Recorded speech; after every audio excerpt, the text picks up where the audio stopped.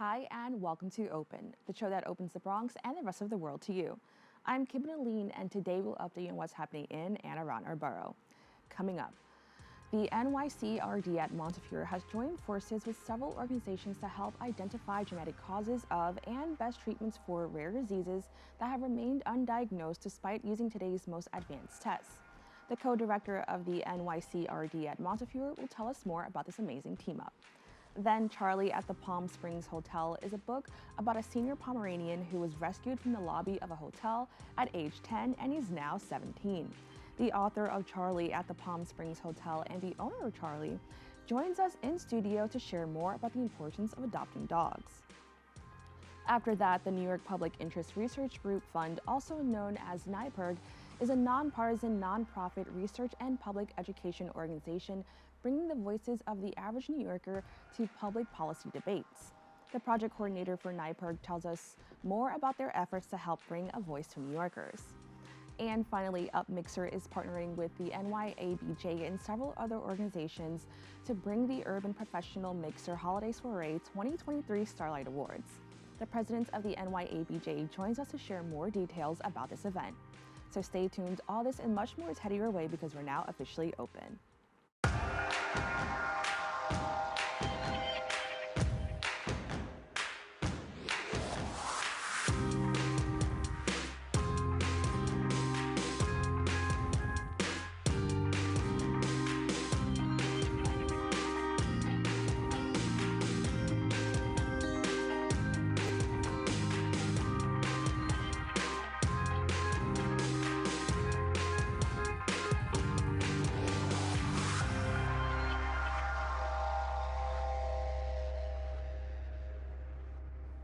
Hello everyone, I'm Kibin Alleyne and today is Tuesday, December 5th. You are now watching Open, a program that brings the Bronx and New York City straight to you. Don't forget to stay connected with us via social media at BronxNet TV. Before we dive into our program, BronxNet is thrilled to mark 30 years of positive impact in the Bronx. Our latest venture, the BronxNet Media and Technology Studios in the South Bronx, represents our most significant step yet in bridging the digital gap. However, we can't do it alone, we need your support.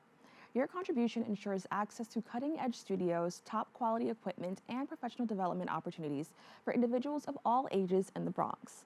Join us in shaping a brighter future in technology and media. Let's work together to make the Bronx a better place for everyone. Donate today at bronxnet.org/donate, and let's create a lasting impact together. In an effort to expand genomic testing options for families in the Bronx, the New York Center for Rare Diseases at Montefiore announces a partnership with several other health organizations. This collaboration comes after recognizing that communities in the Bronx are often underrepresented in this type of testing, resulting in challenges in identifying the genetic causes of rare diseases that affects these communities. Co-director of NYCRD at Montefiore, John Greally, joins me to discuss. John, thank you so much for joining me. Thank you for having me. Now, how did the partnership with GeneDx, PacBio, and Google Health begin? It started about October of 2021 when I approached GeneDx's leadership about the possibility of doing something with our patients in the Bronx. At the time, I was using the GeneDx testing, as geneticists at Montefiore do, to try to diagnose some of our patients with rare genetic conditions. What I wanted to do was to find partners who could come into the Bronx with us and treat our patients with dignity and respect, but try to create more resources for these families who are searching for solutions for their genetic conditions. So GeneDx proved to be very open to the idea of doing this kind of work, and were agreeable to the idea that it should be done in a way that protects the rights and privacy of our patients. So when they came on board, the second group, PacBio, which is a DNA sequencing technology company from San Diego, I was trying to diagnose a patient of mine who is from the Dominican Republic, was diagnosed with this ultra-rare disorder. Only 11 people had been ever diagnosed with it in 50 years. And the geneticist in San Juan made the diagnosis, and then the patient ended up in my care. And I realized that I couldn't make the diagnosis with current technologies, and so we had to use this research technology from PacBio. And I realized that they would be a great partner as well, and they were enthusiastic, and they wanted to work with GeneDx also. And PacBio was already working with Google Health, and what Google Health was bringing to the mix was they are good at doing data analysis, and they wanted to apply this to these rare disease patients in the Bronx, especially the patients who we serve, who are typically not of Northern European white ancestry. Now, I think this may lead into my next question, but what sparked the effort to focus on Bronx families living with rare diseases? When I talk to my colleagues around the country about patients who come into them with something like a seizure disorder, for example, and we use exactly the same tests in the Bronx through the same companies like GeneDx or others, their diagnostic rates are much higher than what we have in the Bronx. And the reason for that is likely to involve the fact that we don't know as much about the genomes of individuals who are not from that part of planet Earth, Northern Europe. So we don't understand this variability that would be normal, and therefore we don't understand the variability that would be associated with diseases. So to make to gain these insights in a way that we can serve our patients properly, we have to include more people in these kinds of studies and have really good people from these companies and elsewhere help with the research that allows us to understand what is normal and therefore what is abnormal and causing disease in DNA sequences from people who are typically not represented well in these kinds of studies. Now, as I mentioned, the goal of the new partnership is to help identify genetic causes of and the best treatments for rare diseases. What will this effort look like? What we're going to do in the short term is put together a project to study intensively 50 families. And the 50 families are going to be coming into us over the next couple of months, and we are going to send the samples for this advanced genomic testing. We're going to then have the data returned to our very secure computer environment at the Albert Einstein College of Medicine, and then everybody is going to who's involved with the project is going to get involved with how to analyze these data in a way that makes sense for the patients that we're studying with all of the diversity of their genetic backgrounds. What we hope to do then is to be able to identify the reasons for the rare diseases in these families that have proven to be elusive so far. These 50 families will have been incredibly well studied to the limit of current technology, and they still don't have answers. And so if we can crack some of these cases, we know that we're making real progress in delivering care for these families. Now, you mentioned the project. Can you just tell us a little bit more about the NYCRD pilot project? Yeah, that's it. So the New York Center for Rare Diseases is that the pilot project will be the 50 patients, and what we're going to do subsequently, hopefully, is be able to roll out these tests for families more generally in New York City and in the Bronx in particular, and have it as one of the 3 areas that we want to focus on in the New York Center for Rare Diseases. The first is diagnostic excellence, and we think we should be doing better, and that's based on this project that we're rolling out right now. The ongoing care of the patients is very important to us, with or without a diagnosis, and I think we're especially well set up for that at Montefiore. And then aspirationally, we want to start working on cures. And with genetic diseases, it's been typically very difficult to go from diagnosis to cure, but internationally, there are some efforts that appear to be increasing the rates of being able to offer cures to some of our patients, and we'd like to be able to do that in the Bronx as well. Now, you mentioned something that I thought was so important, and that was care. And I think that, this is already a sensitive topic for so many families. Can you just talk about why that is so important, especially for you? You mentioned, quite a few times that, like making sure the families don't feel, different or ostracized in this process. Can you just talk about the importance of that? Yeah, that's such an important question.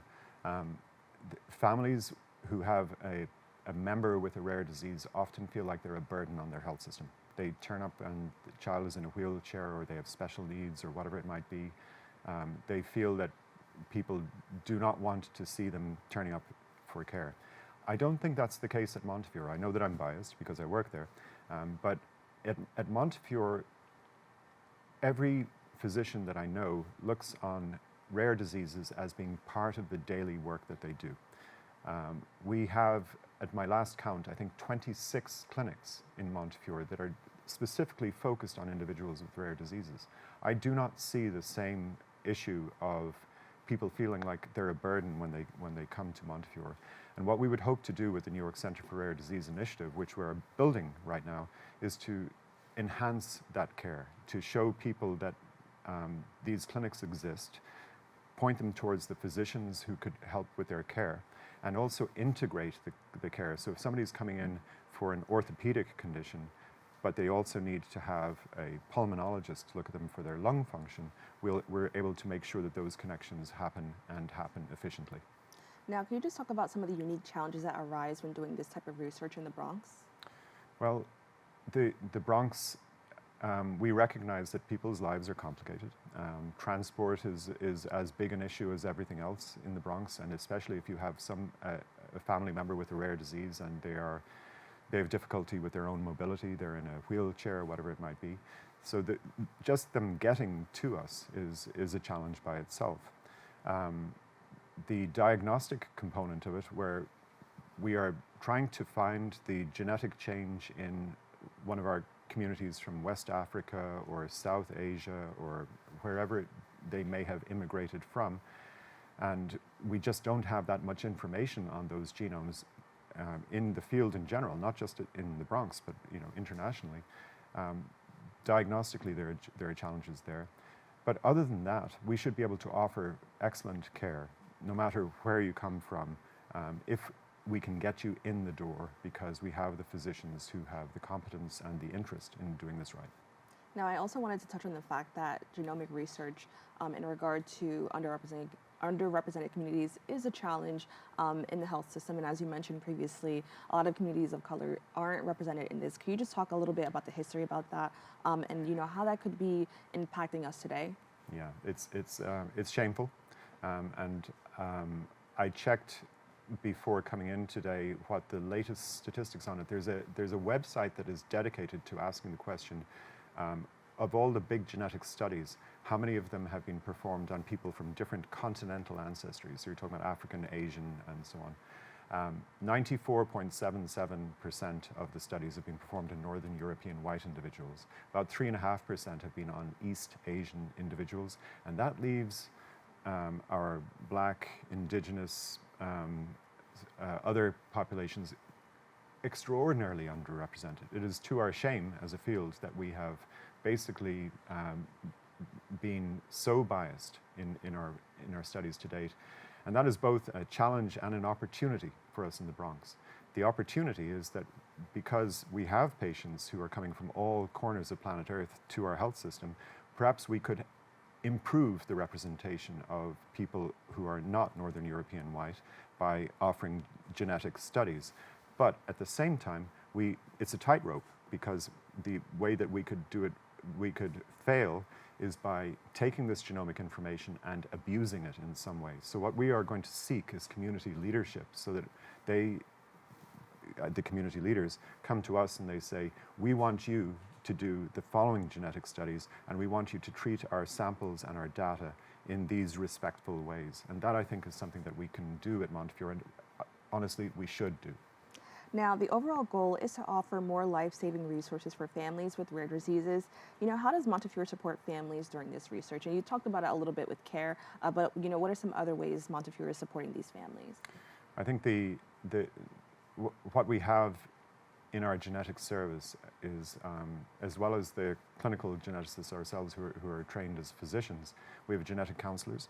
And genetic counselors are, and here in New York City, we have a wonderful program at Sarah Lawrence where we have genetic counselors who are being educated every year, and we have, it's a wonderful local resource for us. Genetic counselors are able to communicate this complex information about genetic testing very, very well to families, and are able to answer all their questions, so that if somebody like myself is stretched, I know I can rely on my colleagues who are extremely well trained to give the information about what the latest is about this particular condition in terms of clinical trials, treatment, other resources. So we have genetic counseling services at Montefiore, and again, I'm biased, but I think they're wonderful. Well, John, I want to thank you so much for joining us and really having this really important discussion. I definitely learned a lot, and we talked about the importance of representation, in this field. So I truly appreciate you coming here and talking about this. Thank you so much. To keep up with the New York Center for Rare Diseases at Montefiore, please go to the website www.montefiore.org. Don't go away. We'll be back with more Open right after this.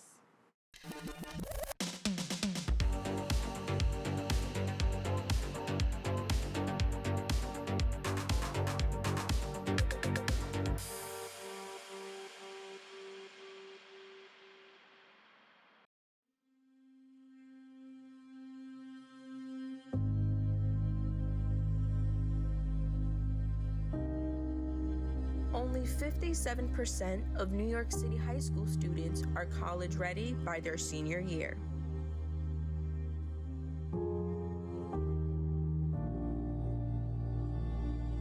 "55% of high school graduates either have no plans to attend college or are uncertain that they will ever attend.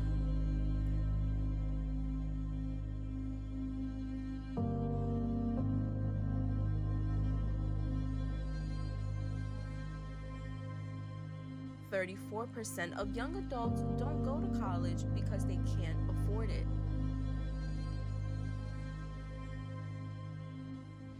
Discover what's possible. BronxNet's education programs, internships, and opportunities help engage and inspire Bronx youth and beyond to pursue their passions. Be a part of the BronxNet family. Whether you're interested in our shows, joining a class, or donating to support our mission, visit bronxnet.org to learn more. Welcome back. Based on the real-life story surrounding the rescue of her Pomeranian, lifestyle expert and author Lara Eurdolian created Charlie at the Palm Springs Hotel. The book follows Charlie's journey as he dreams of finding his forever family while touching on themes of inclusivity and adoption. Today, we are joined by Charlie and author Lara to discuss the heartwarming book. Thank you both so much for joining me. Thank you for having us.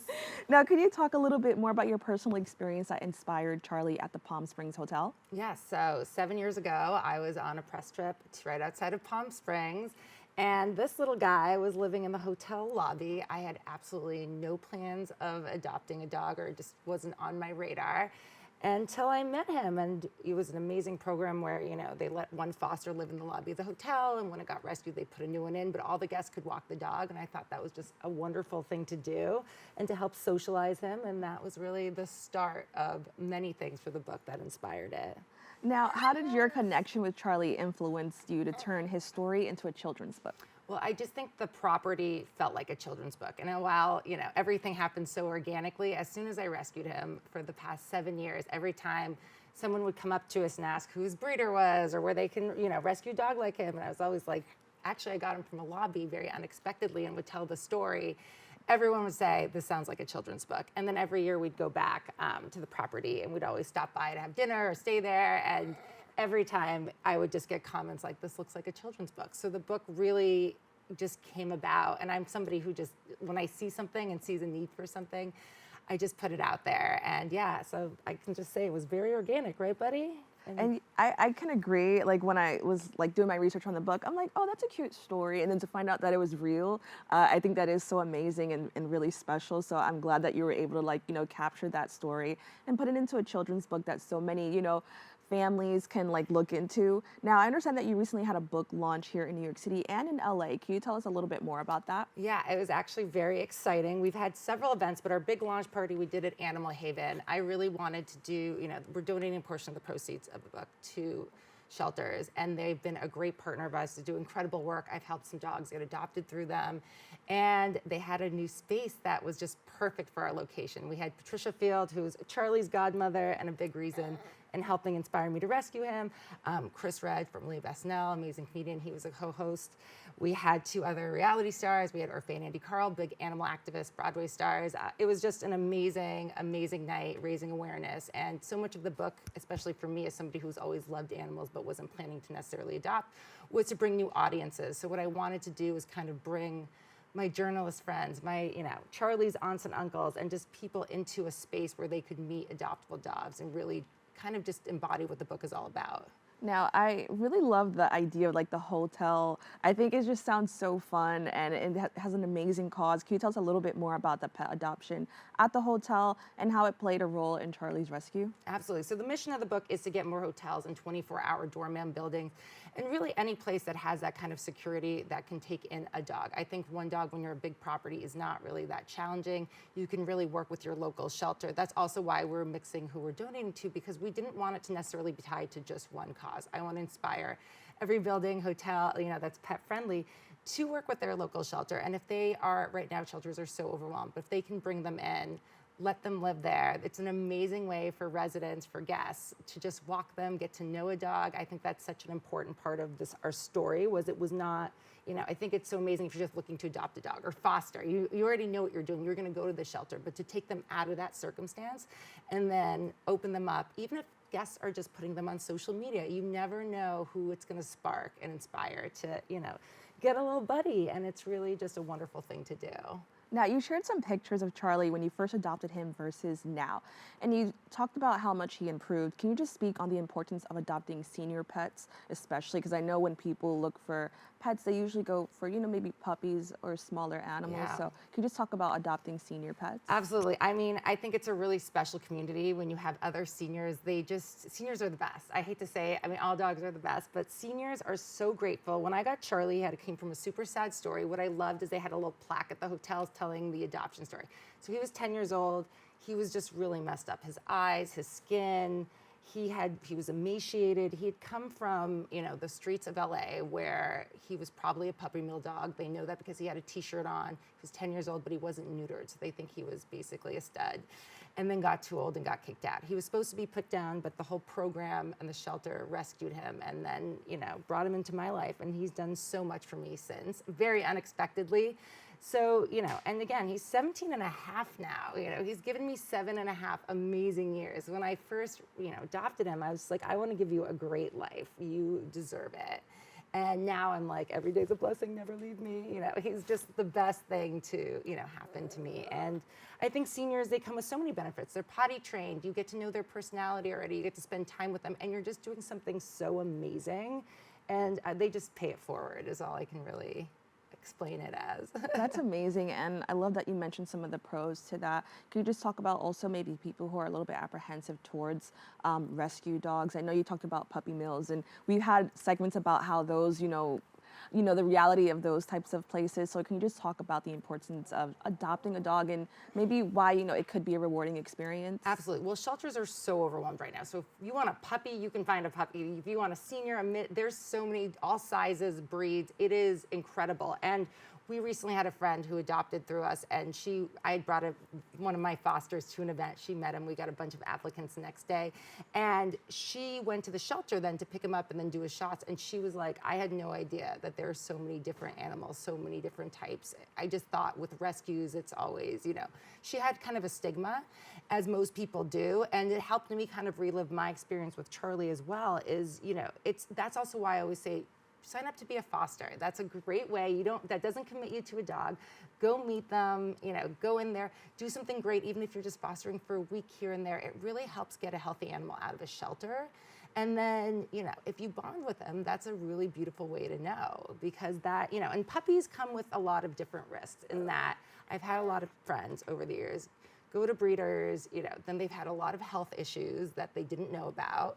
They've had situations where the dog's personality was just a lot more than they were expecting, and they've had to rehome them. So I think too, or they've kind of stuck it out, but they were like, I was expecting this to be so much easier. So I think that there's also that portion of it that when you're waiting for this dog to be born, you haven't really had a chance to meet it, know its story. And while I'm not gonna, everyone teach their own, right. I really do think that there's something so amazing about stopping by your local shelter, or even online now. It's never been easier. All these shelters have photos, they have stories, they have all ages, all sizes. Like, try it out, see what happens. But I can tell you, they're the most grateful, wonderful animals. Right, bud? I mean, what's better than this guy? Yeah. Now, something that I think is so amazing is that the book also emphasizes on the message of blended families.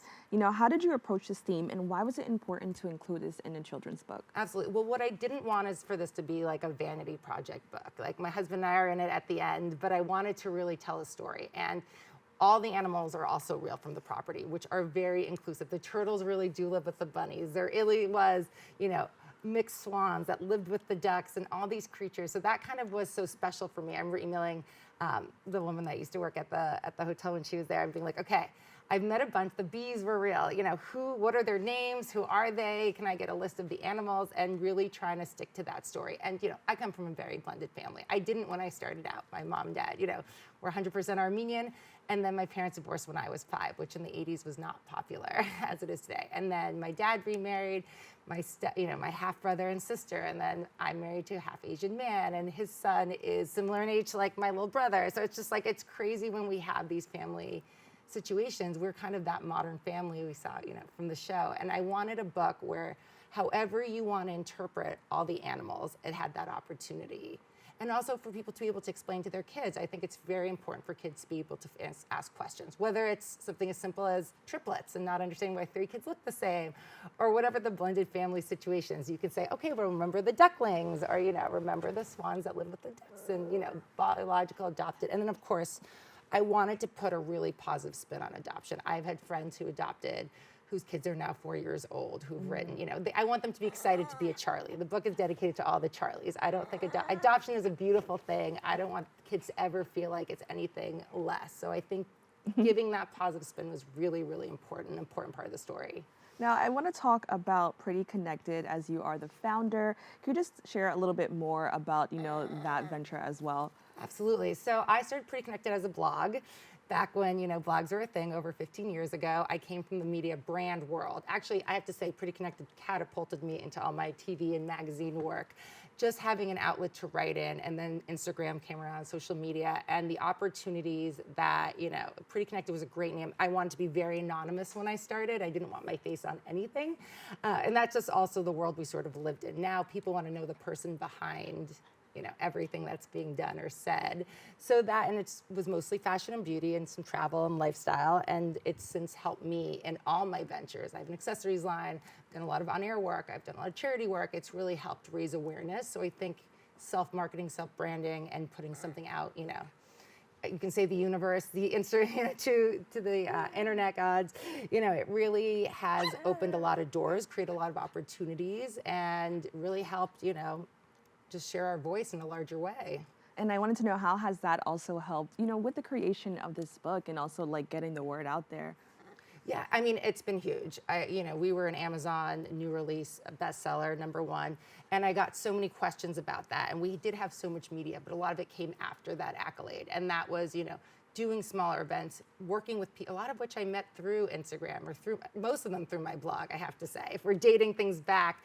And that can be as easy as just being invited to an event or being invited to a TV segment. You're sitting next to, co-hosts, and you network, but you're brought in for something you put out, and shared with the public. And with me, the internet has just really helped my career. Also DMing, I always say, just private messaging people who, it's such a different form, because when I grew up and when I was in college, we're emailing, we're calling, and you don't know who that person is on the other end.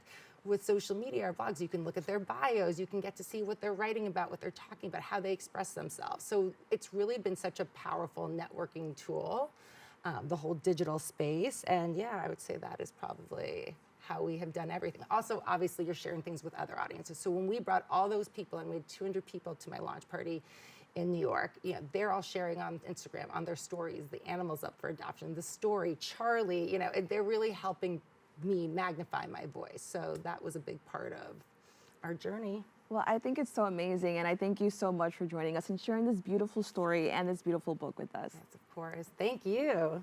To learn more about Charlie at the Palm Springs Hotel, please follow Lara on social media at Pretty Connected. Stay tuned. We have more open for you right after this.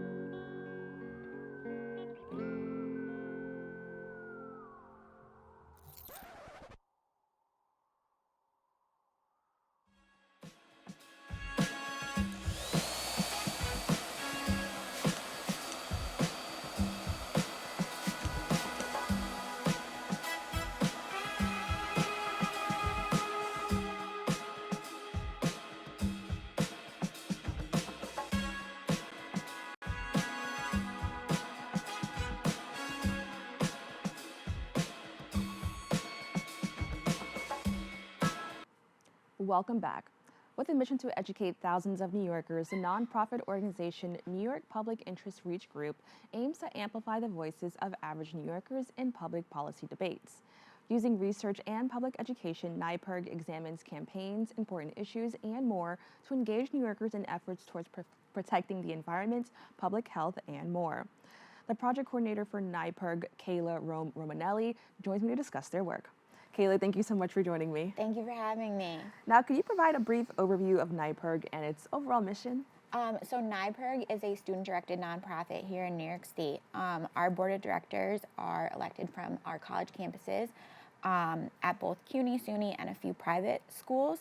And at NYPIRG, our student leaders, some volunteers, interns, and board members all work together with me and other professional staff at NYPIRG to educate, engage, and activate fellow students on important issues like protecting our environment, fixing the MTA, hunger and homelessness outreach, protecting our democracy, protecting funding for higher education, and fighting for consumer justice.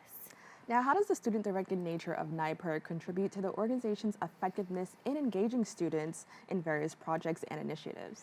It gives them a voice. Our board of directors, like I said, is completely made up of students, so they direct where our organization is going to go, what issues we're going to work on, and then they can show their fellow students, along with our professional staff, how students can really get activated, educated, and engage in the political system. Now, one of the areas that you focus on is hunger and homelessness, and we think that's very important here in New York City, especially in the Bronx, and so many of our communities, face that. How does NYPIRG contribute to addressing hunger and homelessness through outreach projects? Yeah, so my students at Bronx Community College, this is one of the issues that they're most interested in. A really startling fact that I found out was 50% of students at Bronx Community College are either homeless, don't know where they're going to sleep tonight, or are living in a shelter. So the goal is to provide direct service through volunteerism, hosting events, food drives. Most recently, Bronx Community College students had what we call our Trick or Eat, where we went out into the community here in the Bronx, and community members donated 844 individual food items to Bronx Community College, and those items went to the food pantry, which serves any CUNY student. They don't have to be a BCC student. They can go to any single one of the community CUNY schools. And then we also volunteer at that food pantry and help students shop for themselves and their families. And we have students who volunteer at the BCC Access Resource Center, which helps students apply for food stamps, housing, and things of that nature. And I'm really happy to hear that, that's some of the work that you're doing, because I know that with the holidays around the corner, people usually tend to do this type of work during, Thanksgiving or around the holiday season, but to hear that you were doing it even for Halloween and prior, I think that's so amazing. And we do it all year round. Right, so I love to hear that. Now, when it comes to consumer justice, one of the services offered is a Small Claims Court Action Center. Can you elaborate on how this initiative works and the role students play in these types of projects? Yeah, so our Small Claims Court Action Center provides a completely free service to any New Yorker that wants to call the 1-800 number and get procedural help with the small claims court process. Our students at Bronx Community College, we partner with the Paralegal Studies Department, and this isn't a get a coffee internship. Our students are getting hands-on experience that will help them develop their career path, working with the people that call our 1-800 number and giving them that procedural help. It also gives students those immediate results, because a lot of advocacy work, these projects take years, but this, in 20 to 30 minutes, they can help someone and close that case and really make an impact on a person's life. Now, the next step that I want to talk about is voting, and I think that when we talk about students and younger generations, sometimes voting it's very highly debatable, and a lot of people have a lot of thoughts. Now, in terms of voting rights, how does NYPIRG ensure that political participation is accessible to all New Yorkers? So every year in the fall semester, we run a statewide voter registration drive. This year, between the beginning of the semester and the end of August and the deadline for voter registration at the end of October, NYPIRG alone registered over 10,000 students to vote. And then we also help the students that we register to vote know where they can go vote. We help get them to the polls if they need to. And we also educate on the different ballot initiatives and people that are running for office so that not only are people registered, but they're able to make an informed choice about who and what they're voting for. And can you just talk about, the overall campaign to improve voter participation? Because I know that there are a lot of people that are passionate, but I believe that when it comes to younger voters, sometimes there's a challenge with getting people more involved. So how did you improve voter participation? So we, like I said, we organized Get Out the Vote drives. We got students to basically say, like, yes, I'm going to go vote with a group of NYPIRG students, and then we actually physically took them to the polls so that, a lot of people have issues with transportation and, like, kind of that accountability almost really helped, I think, get a lot more young people out to vote than have in the past. Now, given the increasing severity of weather conditions, how is NYPIRG working to educate students about recycling and local environmental solutions?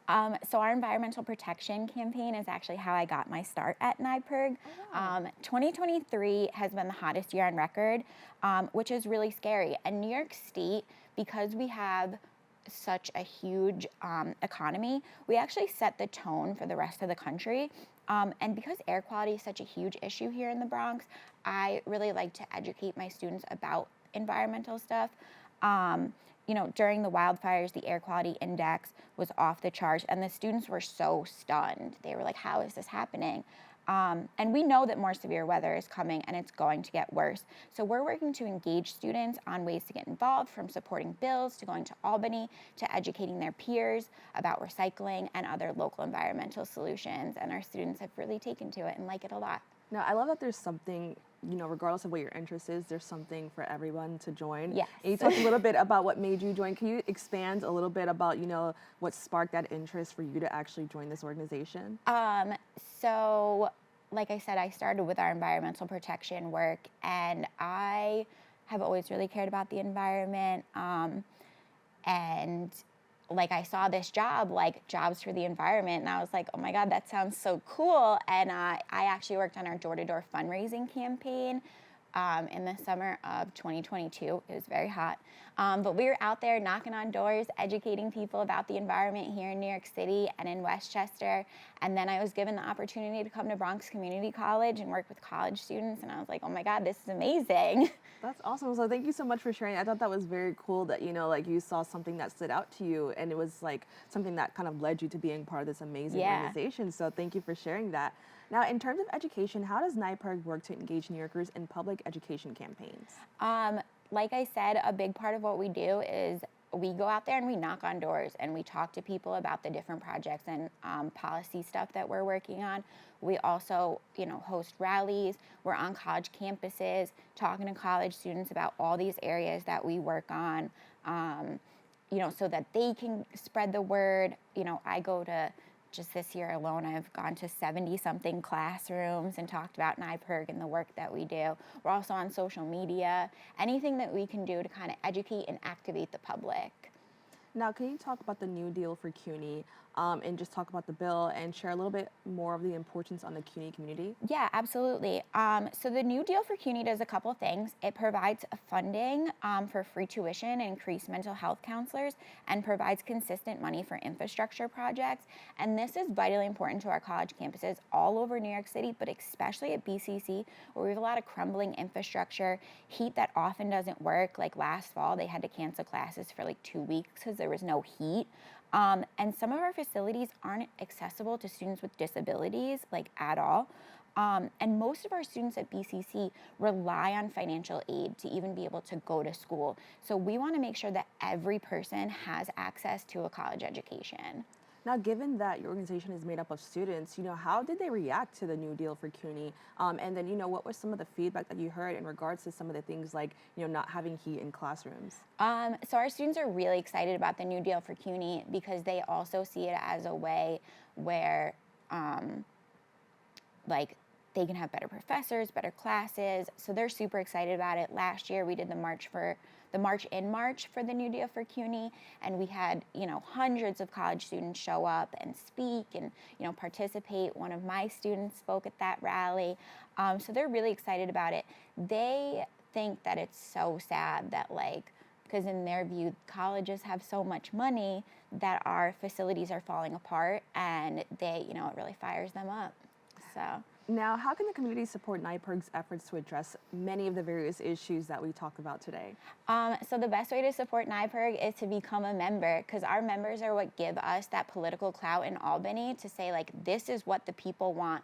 And the best way to do that would be to go on nypirg.org/donate and become a member today. Now, with the year coming to an end, what are some goals that you have for next year? So we're really, really focused on the New Deal for CUNY coming up, because the state budget process starts soon and we're hoping to get it in the state budget. Also, we are really working on the Make Polluters Pay and the Climate Change Superfund Act, hoping we can get that in the budget this year, and we're just going to keep fighting the good fight and making sure our projects continue. Now, I know that when people think of, activism and organizations like this, that they have to be loud or, they have to be a certain way. What advice would you give to somebody who wants to make a difference and maybe they're a little bit nervous about joining an organization that they have to kind of be at the forefront? Well, you don't have to be loud to be an activist. If you want to be kind of quiet and behind the scenes, there's ways to do that too, even just come help with a food drive or talk to your friends about registering to vote. You don't have to be the person out there with the sign yelling. So, okay, but that is fun too. Right. I really wanted to touch on that because I think there's so many ways to help. And I think that people often have this idea of what it means to be an activist. And there's so many ways to get involved. So I definitely wanted to kind of highlight that. Yeah, even sign a petition, that's activism. So. Right. Testify at your local board hearing. There's so many things in New York City. Right. Well, I want to thank you so much for joining us and having this conversation. Thank you for having me. Have a wonderful day. If you would like more information about this organization, please go to their website at www.nypirg.org. We have to take a quick break, but we'll be back with more Open after this. 30 years of BronxNet, 4 years of Modern Odyssey. Broadcasting stories that may inspire you, untold or underreported stories.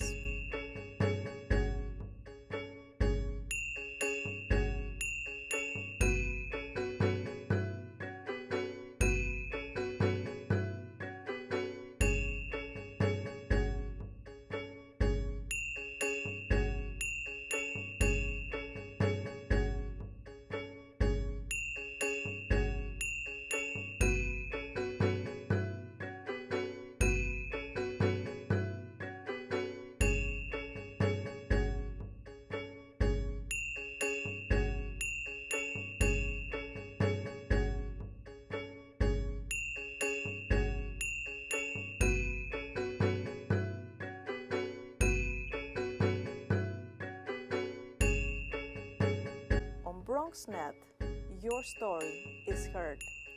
Thank you for your support. Thank you for watching Modern Odyssey on BronxNet.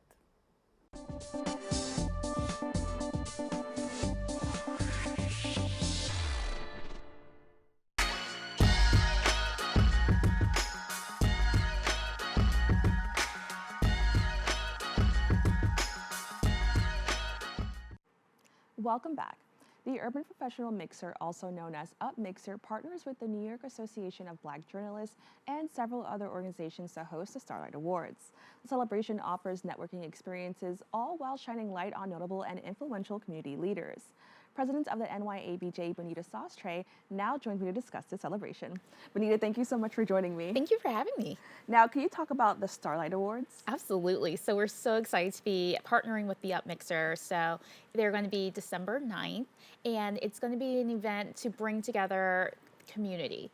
That's what we're doing. It's all about community impact. So we're giving away awards to people like Tamika Mallory and to other greats who do so much for the Black community in all areas. So not just in journalism where I'm from, but in medicine, in scholarships for students, and in engineering and all different aspects of all the different areas of the world. Now, this year the celebration will take place in Harlem, which is very exciting. Can you just explain the significance of that?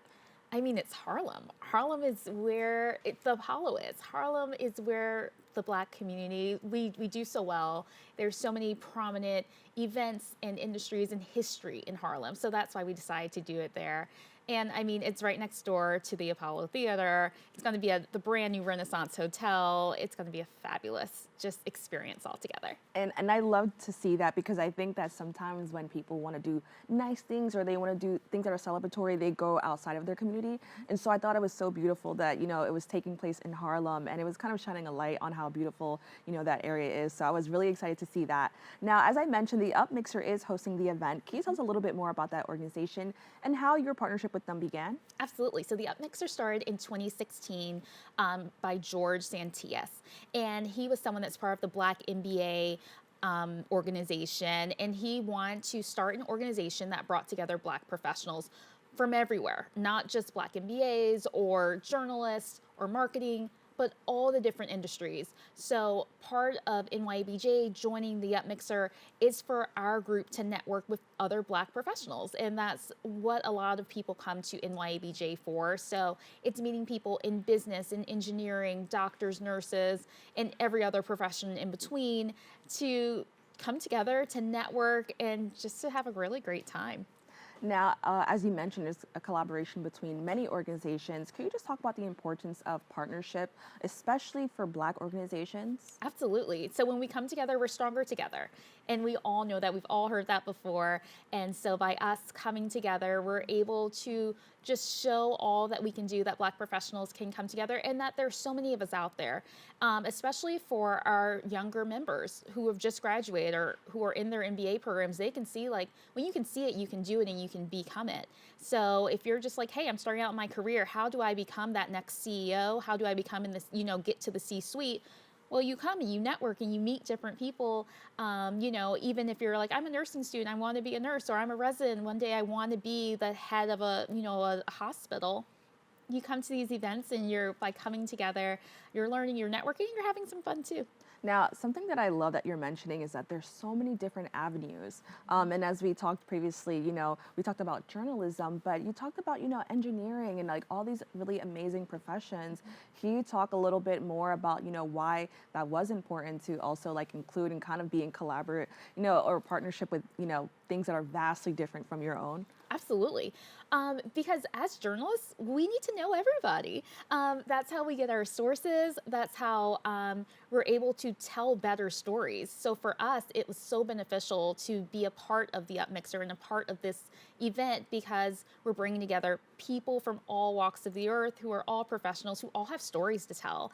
That's the best way for us to tell those more unique, diverse stories, is to meet people who are living them and doing them.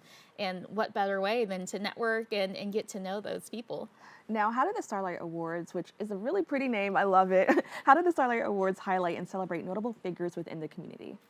So, you know, the stars have aligned, and that's why we wanted to do it. Starry Nights, we're just playing off of the holiday theme, but it's coming together to really show all of the impact that important people have had in different industries for the community. So we really want to showcase what people are doing within the Black community, not necessarily just in Harlem or the Bronx or our 5 boroughs, but in general, how they are changing lives and helping people. Like, as I mentioned, Tamika Mallory, she's one of our folks that we are honoring. She's done so much for the social justice community. We're giving away a scholarship in honor of Dr. Chris Fing. He sadly passed away, but he was part of the UpMixer from the very beginning.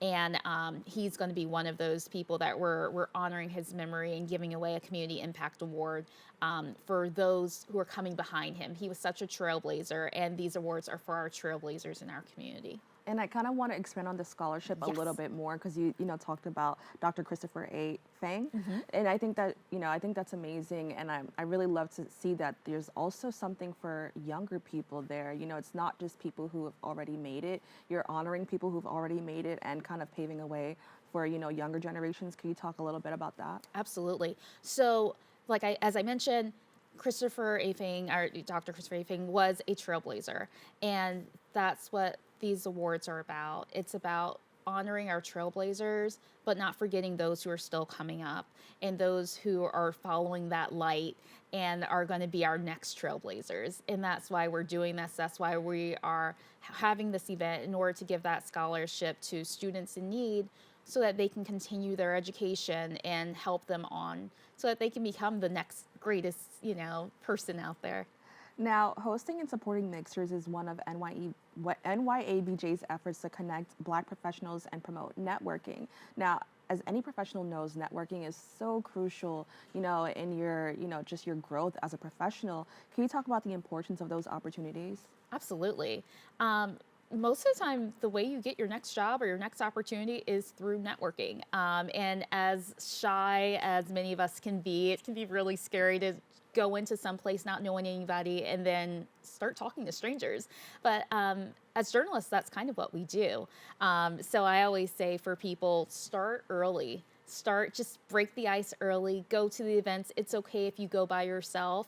But if once you go, someone will see that you're by yourself. They'll talk to you. You'll make friends easily. NYABJ tries to make sure that we hold an event once a month, an in-person event and also a Zoom event. So sometimes you're like, I just can't go out. So there's a Zoom event, but there's also that in-person event where you can meet people who are, they're on your level, whatever your level is. Even if you're a student or if you're mid-career, a veteran journalist, we have those events for everybody and we welcome everybody so that everyone can mix and mingle. And, that's the way that you get into your next spot. It really is not always what you know, but who you know helps too. Right. And can you talk about maybe some of the past events that you've had that were very successful? Sure. So every year we throw our annual Juneteenth Gala. So ours was on June 19th.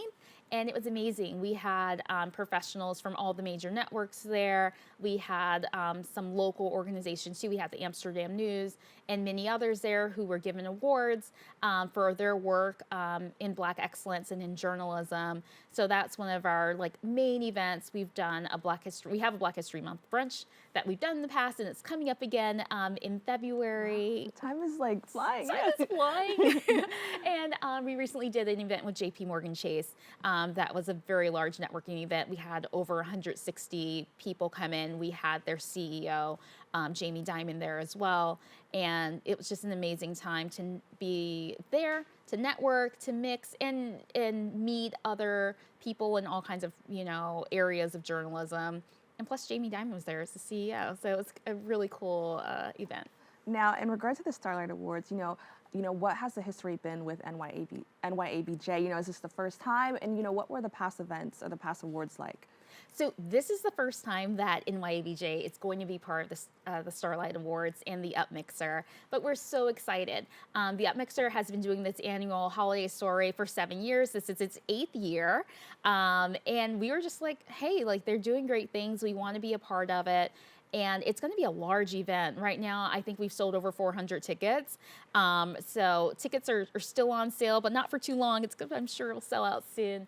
But we're very excited about it. Now, what impact do you hope the awards will have on the community? I'm hoping the community will see that we can all come together. It doesn't matter what industry you're in. Usually, when you talk to people in their certain industry, those are all their friends and those are all the people they hang out with. So being a part and seeing all of the different industries come together, we're just hoping that it will impact the community by bringing us together. Now, something that you mentioned earlier that I thought was so, it really stuck with me, was that when you go to these type of events, it's okay to go alone. And I think that a lot of younger generations sometimes kind of hold themselves back because they feel like they don't have somebody to go with. Can you just talk about how it's okay to kind of put yourself out there and kind of that's one way to grow? Absolutely. It's really scary. I'm not even going to say that it's not, because you just have to get yourself out of your apartment sometimes and be like, it's cold outside and I'm going to go by myself and I don't know if I'm going to meet anyone to speak with. But everyone is aware of that and everyone's been the only person who goes by themselves. So what most people do is they will come and they'll talk to you. And it's also get your 30-second elevator pitch ready and walk up to people and don't be afraid, especially in safe environments. So coming to an NYABJ event, you know, everyone is in media, at least, you know, like you're in some form of media, you love media, you're a freelancer, whatever it is. And so everyone's going to be welcoming. And that's kind of the environment that NYABJ is. It welcomes everybody. It doesn't matter, you know, what your background is or where you work. It's just all about loving media and loving journalism. Right, and I could definitely agree to that. I went to one of the events and I went by myself, which was a step, but everyone was so nice and so welcoming, so I can definitely say that is very true. Now, for the Starlight Awards, who can attend and what can people expect when they attend this event? Everyone can attend. It's open to all professionals. Like I said, doesn't matter what industry you're in, anyone can buy a ticket and attend. It's going to be a kind of like a cocktail party type event. So come in your fun holiday dress clothes. And it's going to be an award. So we're going to be giving out awards. There's going to be networking. And there's going to be just a lot of fun and maybe some dancing towards the end. Now, you mentioned that this was the first time that you're collaborating with this organization. Can you say, you know, what do you hope to see for the future of this type of collaboration? I hope that we can do it again. And I hope that this is the start of many other partnerships that we'll be able to do, not only with the UpMixer, but with the other 8 organizations that are a part of this. It's not just NYABJ, but it's a lot of other organizations that are a part of this group that are all putting this together. Well, I want to thank you so much for joining us. I've attended some of these events and I can say that they are very fun, they are very welcoming, and I'm sure that this will be like a beautiful, amazing award show. So I want to thank you so much for joining us and kind of sharing a little bit about that. Thank you so much. To learn more about this holiday mixer, please go to the website www.holidaysoiree.theupmixer.com. We've come to the end of our show today. I'd like to thank all of our guests for joining us and you, the viewers, for tuning in.